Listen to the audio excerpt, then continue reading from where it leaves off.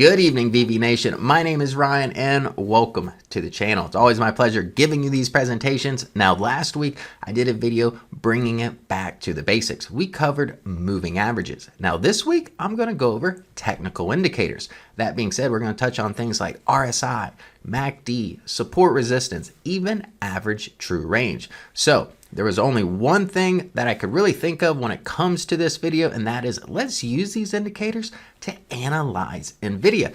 Let's be honest, it's the most anticipated earnings of the month, and it'll probably be the catalyst to see if this market can even go higher. That being said, if you're interested in this content, let's go ahead and get started. Now, first on the list is going to be MACD. You can see I have it up on the chart with Nvidia over the last 6 months. Now, I'm not going to get into the formula. You can Google it, and I'm not going to bore you with the equation itself. Now, it does stand for moving average, convergence, divergence. That's right. So it just takes the differences between several exponential moving averages to smooth out the data.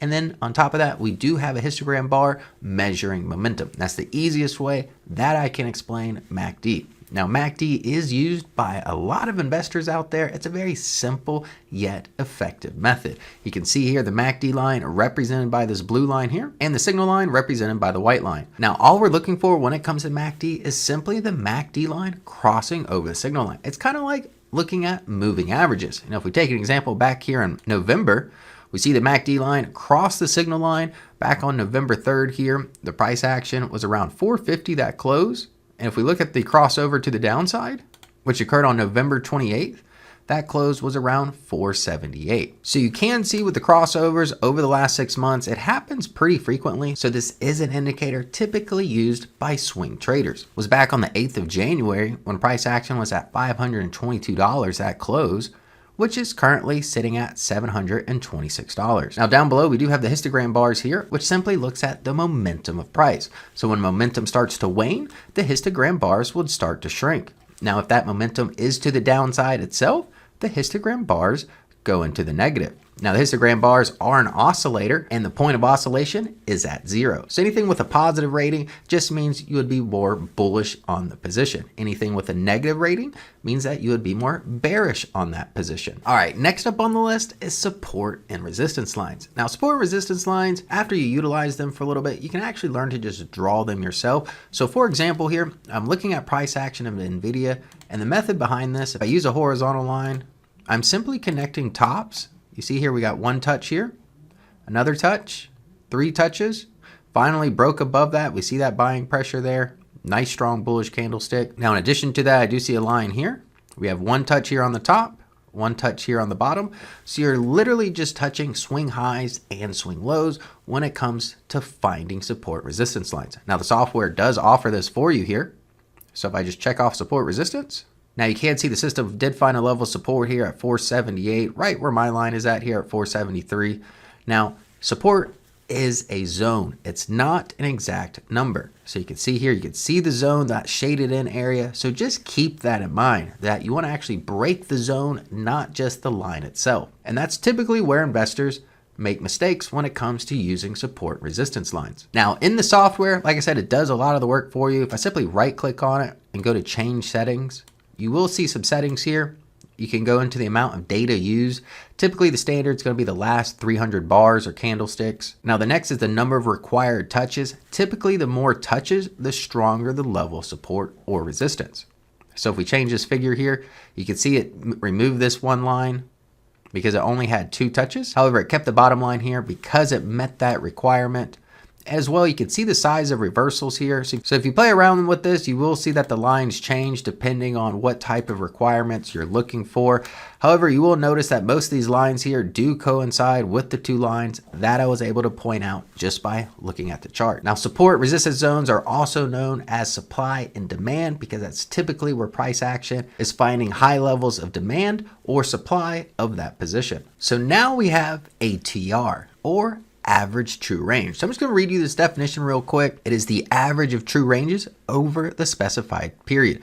Now, ATR measures volatility, taking into account any gaps of the price movement. Typically, the ATR calculation is based on 14 points, whether it be intraday, daily, weekly, or monthly. points being just candlesticks. So in the VectorVest 7 software, no surprise, the default setting is going to be a 14-day average true range. Now that being said, what ATR is most commonly used for, at least in my experience, is finding an appropriate stop price. Now, ATR measures volatility, so therefore, if the stock is more volatile in nature, you're gonna have to utilize a stop price that's a little bit more wide. Otherwise, you'll just be stopped out pretty early in the position. Now, most commonly used, you would take ATR and you would multiply that by either 1.5 or up to 3, depending on your risk tolerance. That is the easiest way I can explain ATR. So that being said, if I take ATR right now of Nvidia, it's currently at $24. We'll just round to 25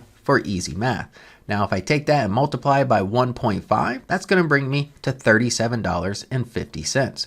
So I would just take that and subtract it from 726, and that would be my stop price. Now, this is a commonly used method, not one that I'm saying you have to use, but it's something to think about when utilizing positions in general and placing the proper stop price of that position. Now, the last indicator I want to go over is probably the most commonly used out of all of these technical indicators besides support and resistance, and that is going to be stochastics. Now, stochastics does a great job in telling us if something is overbought or oversold. And let me explain that a little bit. Now, RSI is on a scale 0 to 100.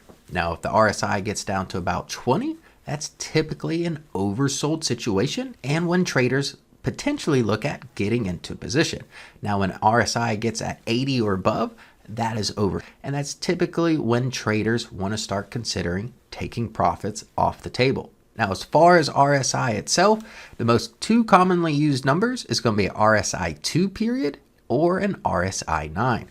Now, the RSI 2 is really going to be utilized by like day traders or very active swing traders, while RSI 9 typically going to be used by more swing traders. You can see here, I do have a green line here. With Nvidia going up over the last 12 months, we don't get a lot of touches when it comes down to that 20 level here. However, on the red line or at this 80 level here, we do see several touches at this level. Now, me personally, when RSI gets to these upper sold territories, I don't go out and just sell my position, but I would typically tighten up stops or utilize something a little bit tighter, such as a 20-day exponential moving average, or tighten up a trailing stop on that position. Now, as we zoom into a 6-month time period, we can see the last time that the RSI was in this oversold territory was back on September 21st, and the close that day was at $410. So if you are an individual who likes to do some bottom fishing on good companies, RSI is a great tool to utilize when it comes to those types of trading methods. Now, a perfect example, as I was talking about just a moment ago here, we do see the RSI up at this 80 level here. Now, Nvidia being a great company as it is, and one of the most sought after AI positions out there, I didn't see much of a pullback here. So that's why I say don't necessarily go out and just sell all your positions because RSI is up at those levels, but maybe just tighten up your stops in general. Now, more recently, going into earnings here, we are seeing price pressure putting RSI above these levels here of 80. So technically speaking right now, Nvidia is in overbought territory. Now let's put all these together so we can analyze Nvidia going into earnings. Now that being said, the first level support officially comes in at 478. However, I do see some consolidation here. You'll see a zone between 665 and 605 itself. So if earnings and forecasts do not get investors excited, this is my level of support right now for Nvidia. Now, if we look at RSI 9, we do see that it's currently in overbought territory. So this position could potentially be exhausted just from a technical standpoint. Now, as we look at MACD, we do see an uptrend in price action here. However, the histogram bars itself have been waning over the last several weeks here, showing this upside momentum is starting to lose steam. And at last, we do have a 14-day ATR, average true range. So just realize that the volatility in Nvidia has increased quite dramatically here. Back at the beginning of the year, ATR was at just 11. Now, and compared to today, that volatility has more than doubled to 24.37. Now, nobody knows exactly how Nvidia earnings will play out, but I do just want you to realize that volatility has increased in this position over the last several months now. So if you're a more conservative investor holding Nvidia or thinking about getting into Nvidia, I just want you to take this information into consideration. All right, VV Nation. Now, I hope you found this basic understanding of these technical indicators have been helpful, furthering your profit objective when it comes to investing in the stock market.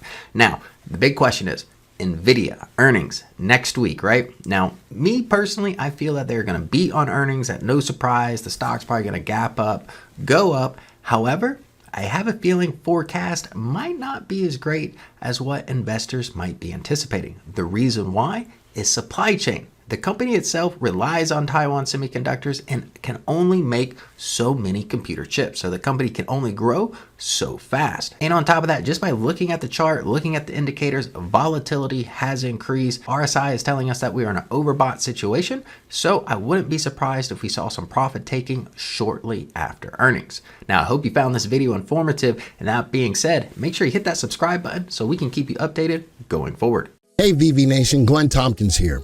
Did you miss out on the Tampa 2-day investment seminar? Well, right now you can get access to the live recording from this event for only $195. That's right, folks, $195. You can get access to all the great presentations from instructors like Steve Chapp, Jerry D'Ambrosio, Jim Penner, Ron Wheeler, and yours truly. Folks, you just need to go to www.vectorvest.com/replay24. You need to do that right now.